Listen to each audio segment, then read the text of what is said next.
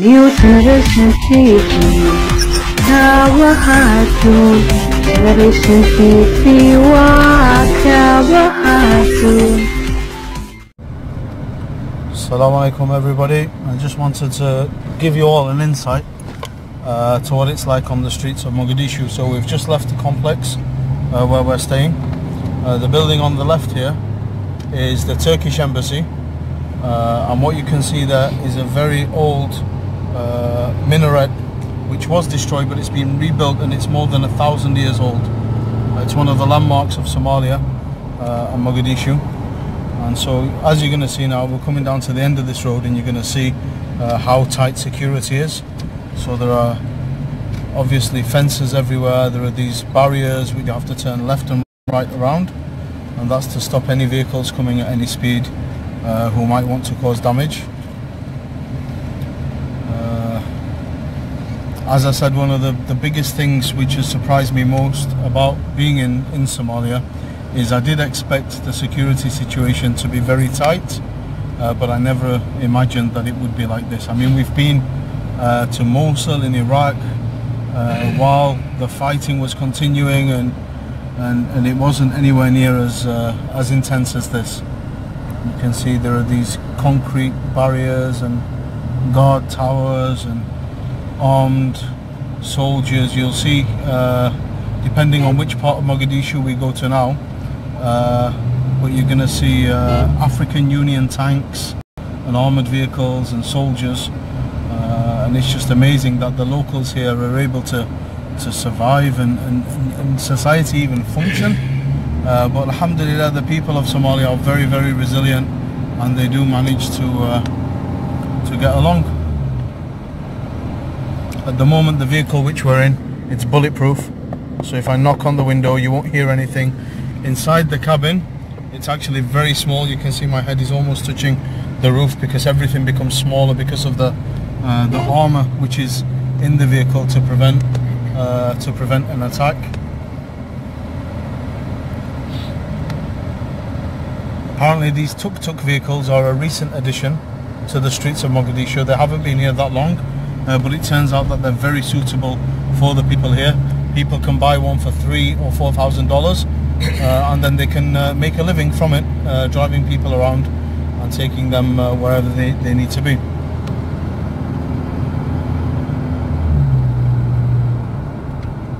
Once again, you see the high security and the concrete barriers and bollards.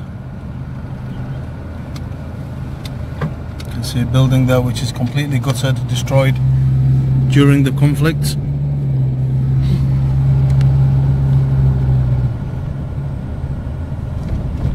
And we're actually coming to the part of Mogadishu now which is the most historic part of the city.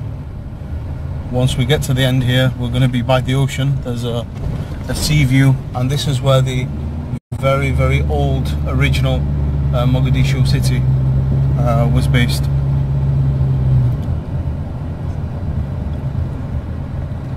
And as you can see, before we get there, there's a security barrier. Sometimes they check our ID. Otherwise, if our driver is known to them, they'll open the barriers. It's very frequent to be stopped by military and guards and asked for ID and who are you, what are you doing, and then they'll radio back and confirm things. You can see the beautiful ocean just there in the distance.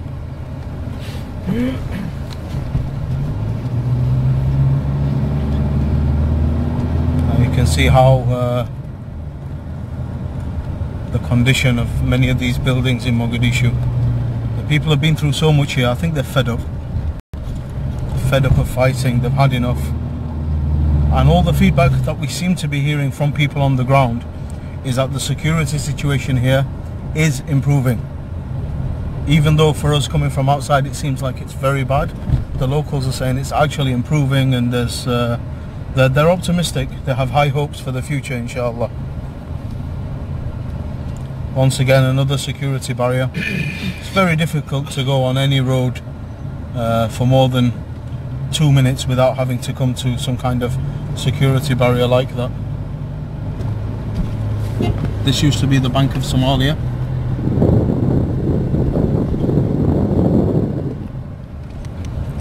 And this is a beautiful building.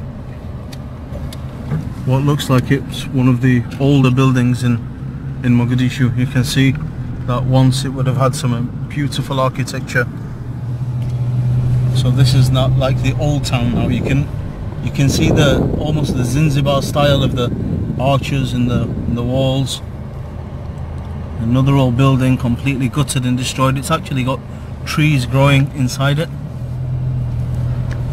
Once again, you can see the ocean at the bottom of this road. The coastline in Somalia is stunningly beautiful.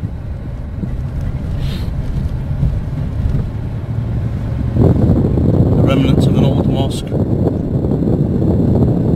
an old building, almost Mughal, Ottoman style arches. Because what you've got to understand also is that Mogadishu it will have been big in terms of the port here and the shipping routes, the traditional shipping routes, and you will have had people from the Indian subcontinent sailing by, settling here, trading here, people from the Arabian Peninsula, the Omanis, the Yemenis. These are all influences. You will have had people from different parts of the East African coast, from Zanzibar, from Mombasa, and the trade routes were strong. Just through there you can see the port of Mogadishu and some huge container ships.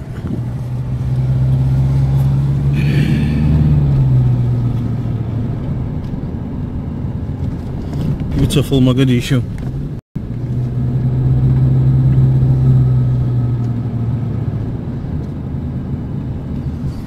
In the same way that this city has been destroyed and gutted, inshallah, with a bit of motivation and will and coming together of people, it can be made just as it was, if not even better, inshallah.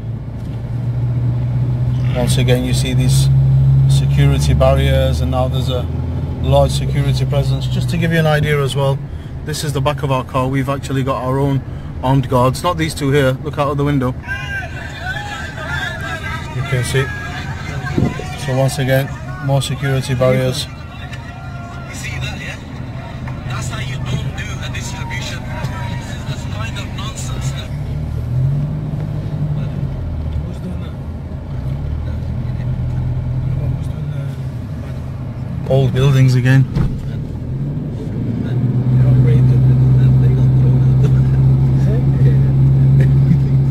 The potential that this country has is amazing. Is amazing. Please keep your brothers and sisters in Somalia in your prayers. We've met some beautiful, beautiful people. Many people have been displaced. You know, even if it's not from the war and the conflict, then they've had droughts, they've had famine. Many people have had to move hundreds and hundreds of miles because the local river had dried up, or because all of their animals, their sheep and their goats, started dying because of the lack of food.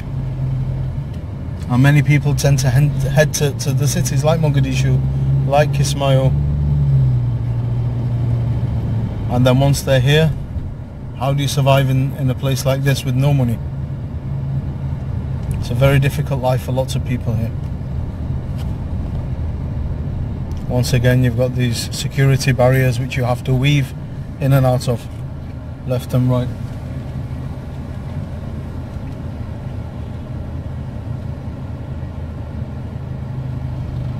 Here we have a security checkpoint coming up. You can see the officer is questioning somebody. And so they take security very, very, very seriously here, because they've seen too much death, they've seen too much destruction, and it's gotten to the point where they're fed up, they don't want any more, and unfortunately this is the only way they can live, to make sure that the security is so tight.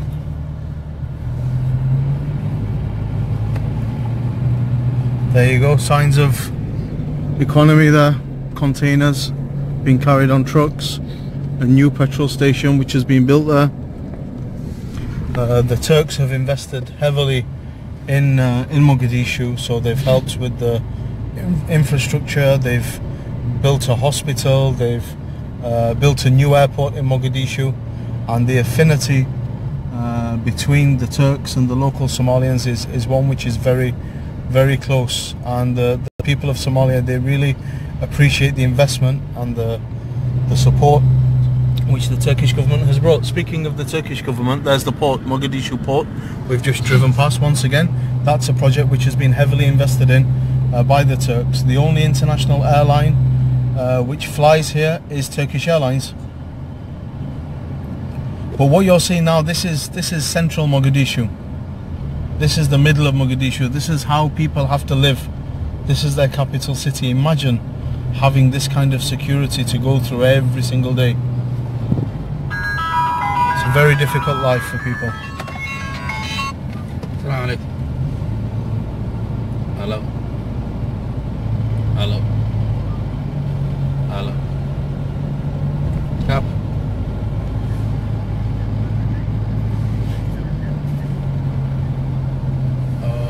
هذا الجزيرة كاكاو بكمية. ها وان قرنا. وقرنا دم لا أمريكا تبون تقدر أبناء يقول مريس. Just yesterday somebody was telling us, they said in the West you choose a hotel based on the star rating. So is it 3-star, 4-star, 5-star? They said here in Somalia we select a hotel based on the security that they have. How many guards do they have? How far is the main entrance away from the main building? And it's such a shame.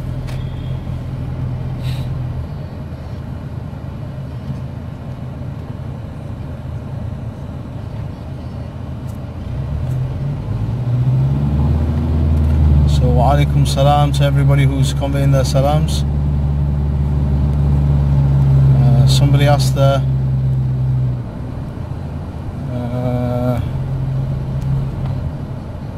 why are there so much security barriers? It's because for the last, well, for as long as most people here can remember, there's been conflict in Somalia and they've had lots of political problems. I think what you can see on the road here is actually just the remnants of the train line which used to be in Mogadishu. You see the lines there. So at one point this city will have had functioning trains, it will have had a bustling port, the economy would have been growing, and unfortunately conflict has come and destroyed everything. But people, as I said, they're still optimistic. People are still going to school, people are still going to college and university. They want to become qualified and they want to contribute to this beautiful country and bring out its potential. Yesterday I went to a book fair. Now, where I come from in the UK, if you put a book fair on, it's going to usually attract older people who are interested in reading and interested in books. Well, the book fair here in Mogadishu was cram-packed full with young people who were going and buying books and just mashallah, you know, just to see so many young people taking an interest in education, in learning about history, in learning about politics, in learning about all these things, and so that really is where the hope is, inshallah, in the younger generation. You know, many people say that youngsters are the future. In Somalia they're not, they're the present and the future. And just today we visited an orphanage with lots of orphan children there. 450 orphan children, and a similar amount of children from poor backgrounds, and they were being offered free education, and so they understand the importance of education. Nobody's forcing them to be there. They could just sit at home, or they could go out and sell things, but they choose to be there. They choose to learn. They have this passion and this desire to learn knowledge. As you can see now, we're coming up to some armoured vehicles. There are no markings on these vehicles, but I assume, I may be wrong, but I'm assuming they're African Union vehicles. And so we're getting closer now So you can see the huge convoy of vehicles going past with the turrets at the top. They have bulletproof glass everywhere as well. We're actually driving next to them normally on the streets of Mogadishu. It is a very strange feeling to be driving in the middle of we're in the middle of a convoy of these armoured vehicles now. So we have them in front of us and we have them behind us. There are our own armed guards on the back of the truck there, you can see. Now for us coming from where we come from, this feels very strange and very out of place, but for the locals here this is normal. They've been living like this for years. This really is downtown Mogadishu now. You can see the colourful shop fronts, all the different businesses who manage somehow to survive in the middle of all of this. That's a miracle in itself, if you ask me.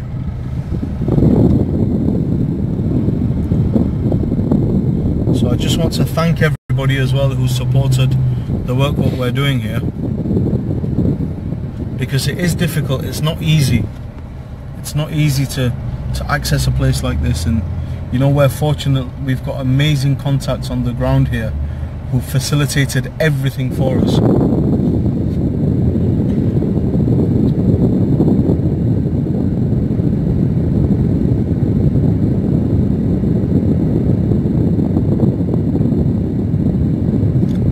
Vehicles.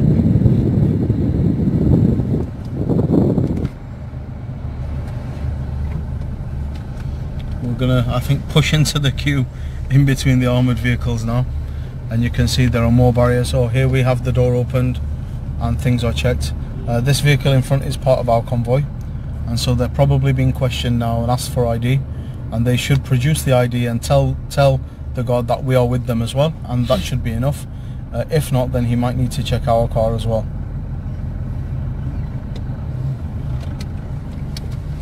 So, yeah, he's told us he needs to check our car. He's going to see the ID. Assalamu alaikum. Check the ID. We're good to go. Bismillah.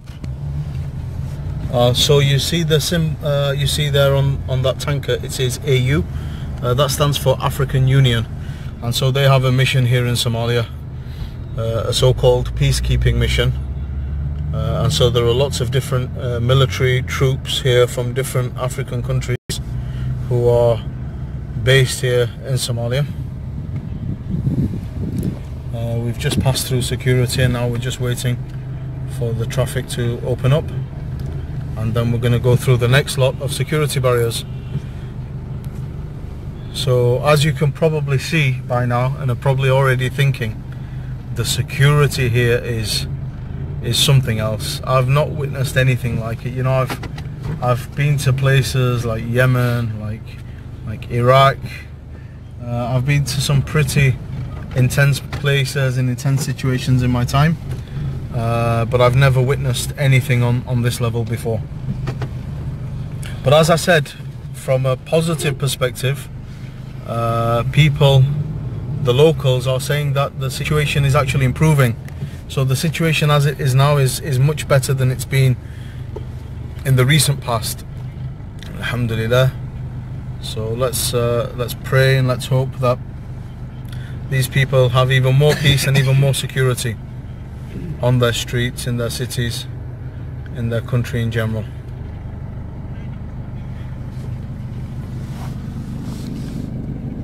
Some advertisements of local businesses.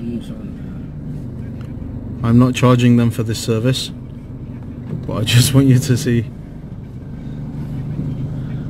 what the average Somalian will see on their daily commute.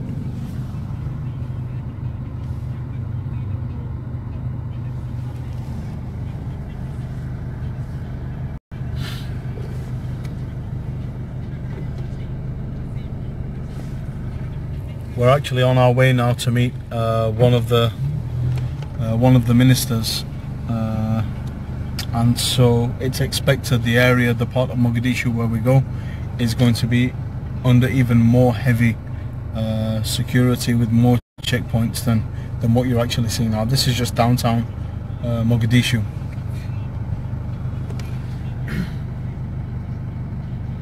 Trucks are not allowed. There you go, see that sign?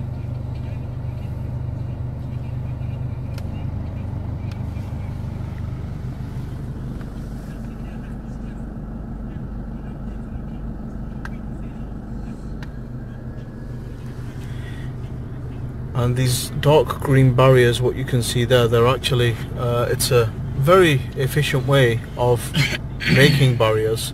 They're kind of like meshed metal fence frames with a sack in there, and then they fill them with sand.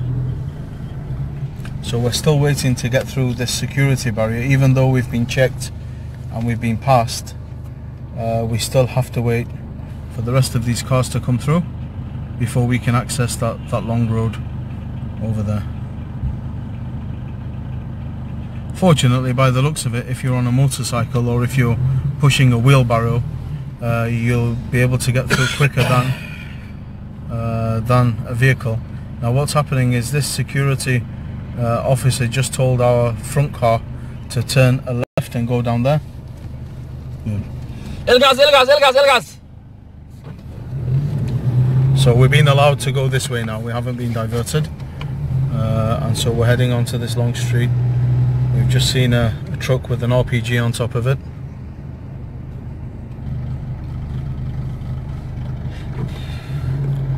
So these are the streets of Mogadishu. Watch out for the sheep.